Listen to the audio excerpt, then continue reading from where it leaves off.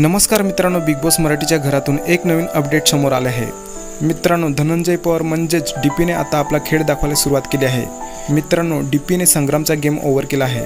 डीपीने घरातील सर्वसमोर संग्रामचा पर्दाफाश करत वरसावस गावकरला यांना देखील त्याने ओढलेले आहे।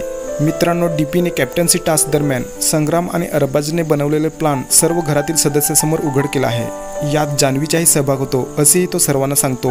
डीपी सर्वांना सांगतो की जान्हवी आणि संग्रामने पहिल्या राऊंडमध्ये अरबाजला मिळून डील केले आहे आणि ते दोघेही पहिल्या राऊंडमध्ये मुद्दामून हरले आणि मी हे सर्व वर्षाताईला आधी सांगितले असं देखील डीपी म्हणतो। मात्र वर्षाताईने डीपीने मला असं काही सांगितलं नाही असं म्हणत त्याला तोंडावर पडतात। त्यानंतर वर्षाताई आणि डीपीमध्ये मोठा वाद झालेला पाहायला मिळतो। मात्र आता डीपीने केलेल्या खुलासानंतर बी टीममधील संग्राम आणि जान्हवीचा गेम ओव्हर होणार आहे, कारण वैभवनेही तेच केले होते। त्यानंतर वैभवच्या घरातील काही सदस्याचा विश्वास बसला नाही आणि आता संग्राम आणि जान्हवीसोबत तेच होणार आहे। ते दोघेही गद्दार ठरणार आहे। त्यामुळे डीपी आणि संग्रामने जान्हवीला एक्सपोज केले आहे, म्हणजेच पर्दाफाश केलेला आहे।